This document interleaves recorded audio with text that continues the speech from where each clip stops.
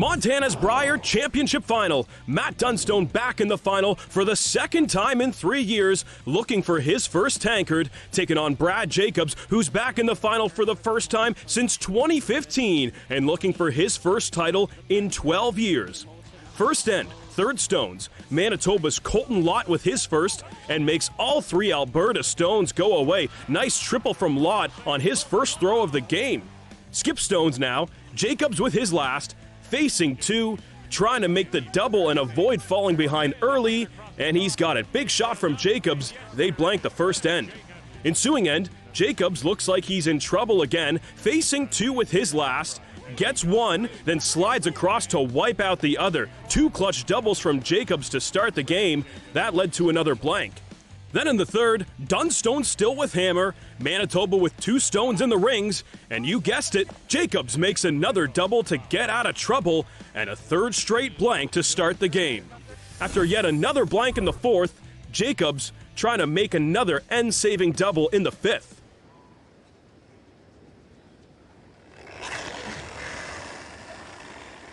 He's made a couple earlier to bail them.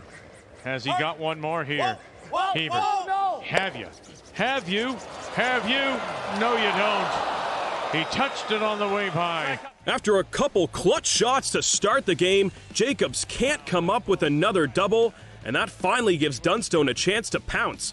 Just needs to put it in the paint for two.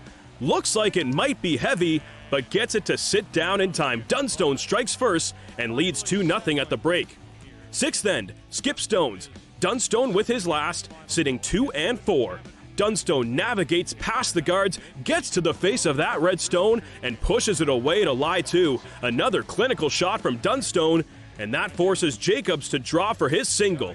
A piece of the four will get it for him. Looks like he might miss it, but digs in time for one. Dunstone gets the force and leads 2-1 with last rock. Ensuing end, third stones. Colton Lott with his second shot.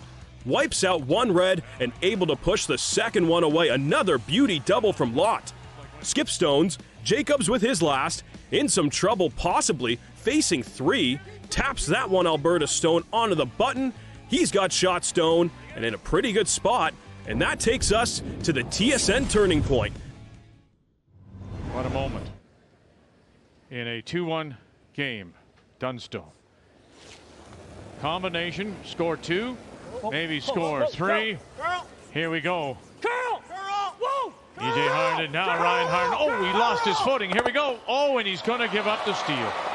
Dunstone unable to pull it off, gives up a steal of one, and we're all tied at 2. Ninth end, Dunstone still with hammer. Sitting one, but Alberta with two stones in the rings, and Dunstone misses everything.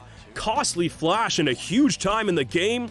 So now Jacobs with his last, makes the hit, wipes out that one yellow stone, Alberta lying 3. And now the force is on. Dunstone needs to find the 4-foot for the single, makes the hit, flips it towards the pin, and Jacobs takes advantage of the error, gets the force, and it's 3-2 heading home. So in the 10th, Dunstone facing 4 with his last, needs to be at least second shot stone, taps that red on the 4-foot, and Dunstone has second shot.